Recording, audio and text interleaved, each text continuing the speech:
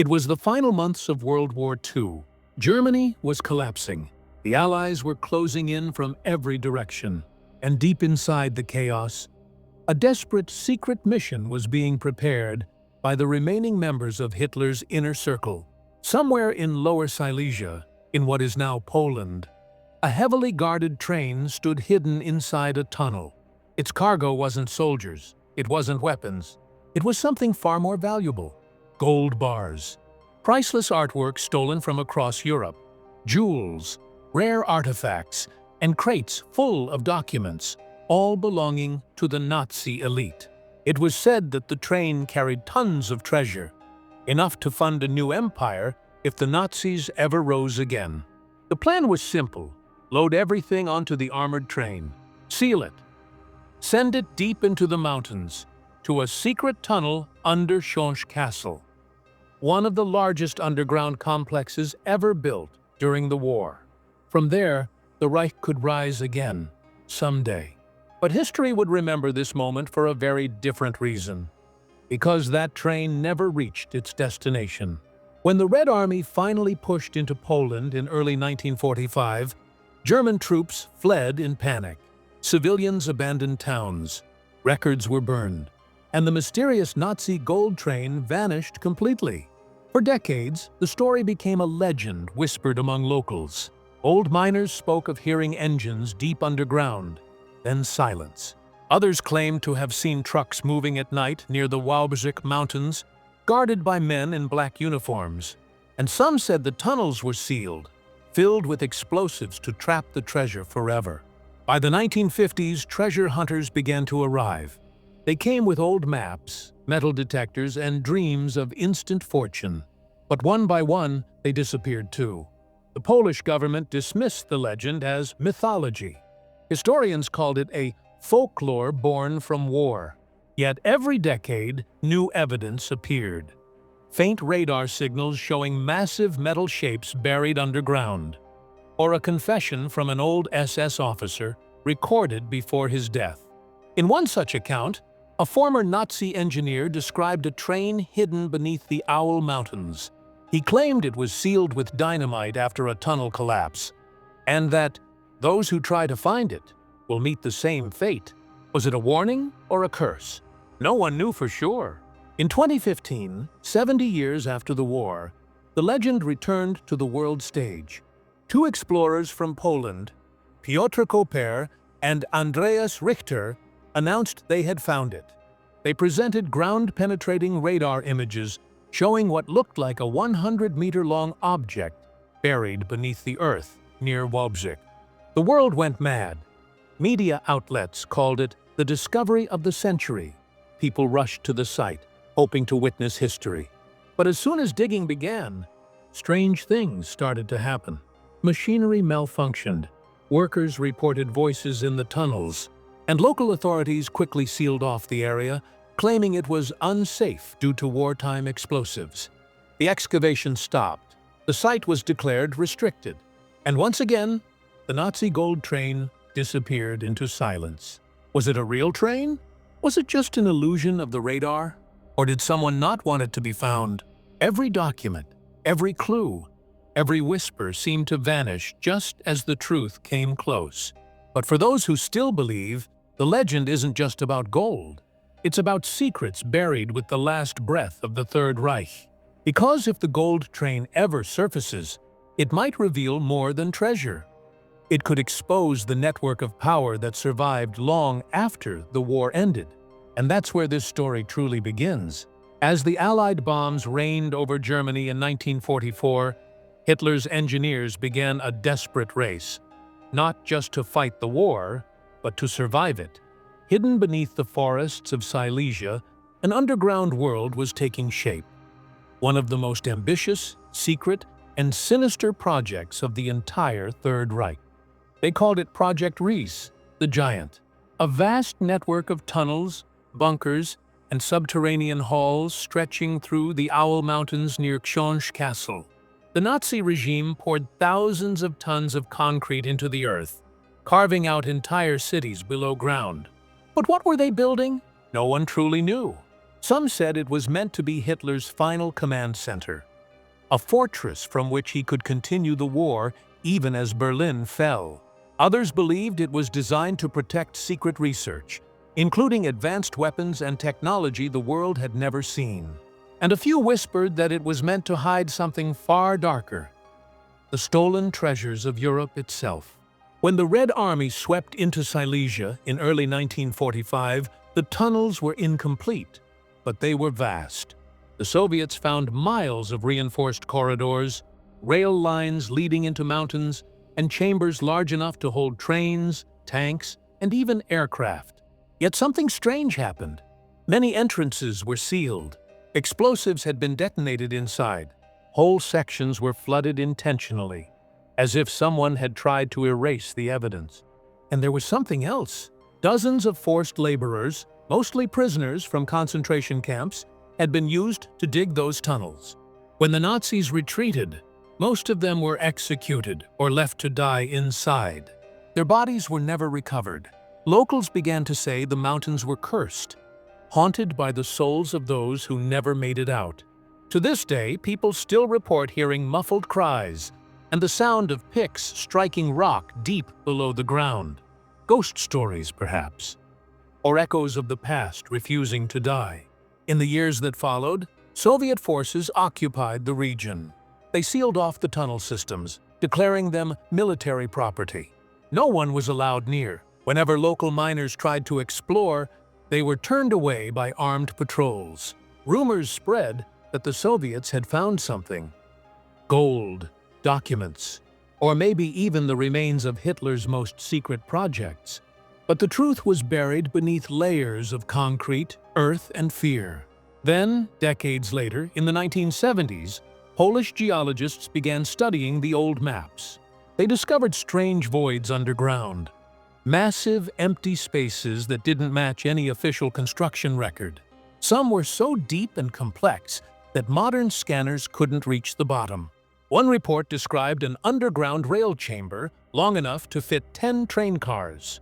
Another mentioned metallic reflections, shapes that looked suspiciously like armored wagons, but no one dared to excavate. Why? Because the tunnels were unstable, filled with toxic air and hidden explosives.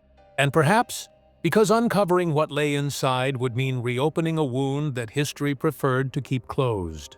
In 2015, when explorers Koper and Richter claimed to have located the gold train near Wałbrzych, experts connected the dots.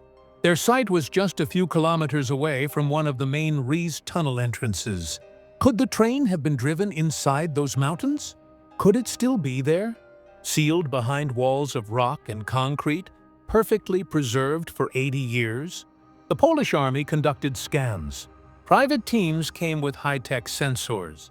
The results were inconclusive. Some images showed long metallic shapes consistent with rail cars. Others revealed collapsed tunnels filled with water. But one detail stood out: a faint track line leading into a sealed chamber marked Tunnel 65. No record of Tunnel 65 exists in any German document. It's as if that section was erased from history itself. And that's where the mystery deepens. Because declassified CIA files from the Cold War contain reports of Soviet trucks removing large crates from the same region in 1947. What was inside them? Gold? Art? Or intelligence files detailing Nazi escape routes and underground networks? No one can say for sure. But the evidence suggests that the Red Army didn't find everything. Something remains buried. Something that frightened both sides enough to keep silent for decades. And for the people who live near those mountains, the legend of the Nazi gold train has become part of their identity. Every winter, when the snow covers the forests and the wind howls through the trees, they say you can still hear the echo of engines deep below the frozen ground. Engines that never stopped running. Engines that are still waiting to be found. When the Soviet army reached Lower Silesia in the spring of 1945, they weren't just chasing German soldiers. They were hunting secrets, documents, blueprints, and hidden treasures. Stalin wanted everything the Nazis had created or stolen, and he was willing to use any means to get it. It didn't take long before Soviet scouts discovered the entrances to Hitler's underground world. The Riese tunnels, miles of dark corridors carved into the mountains, filled with heavy machinery, concrete mixers, and rails that led nowhere. Inside, they found skeletons of prisoners still chained to the walls, evidence of forced labor, and signs of a massive operation that had been abruptly stopped. At first, Soviet officers thought they'd found a simple military bunker, but as they went deeper, the scale of it began to terrify even them. There were reinforced halls large enough to hold hundreds of men, secret chambers lined with lead, and traces of high-voltage electrical systems that made no sense for the time. It wasn't just a bunker, it was an entire underground city. And at its center, there was something else. A sealed door, 10 inches thick, welded shut from the inside. No one could open it. The Soviets tried explosives, but the blast only caused part of the tunnel to collapse. What was behind that door has never been revealed. For weeks, the Soviet command dug deeper, determined to uncover every secret the Reich had buried. They sent in teams of engineers, geologists, and intelligence officers, and then, suddenly, the work stopped. All records were classified. The entrances were sealed with concrete and barbed wire, and guards were stationed around the mountains, warning locals to stay away. Those who ignored the warnings disappeared. Some say they were arrested by the NKVD, Stalin's secret police. Others were never seen again. The Soviets even erased the name Riese from official maps. They renamed the entire area a restricted zone.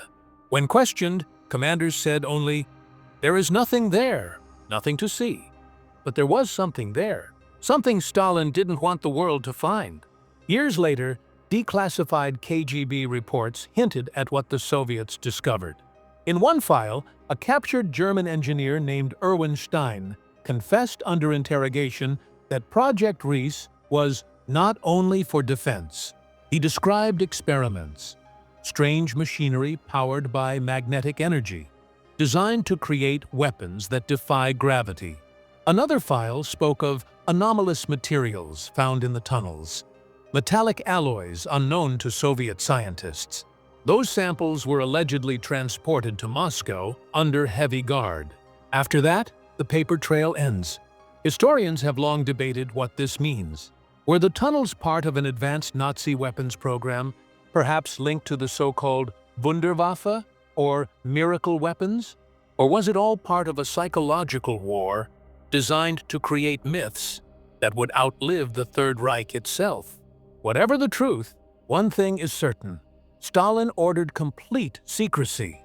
He knew that whatever the Nazis had buried could change the course of history, or expose horrors that no one wanted to admit. By the 1950s, Soviet engineers had begun quietly reusing parts of the Riese tunnels for their own purposes. One chamber became a weapons storage depot. Another, a listening post aimed at Western radio signals during the early Cold War. Local workers reported strange lights flickering underground at night, and the sound of machinery running even though the war had long ended. Some say the Soviets conducted nuclear research there. Others claim it became a secret prison for political enemies.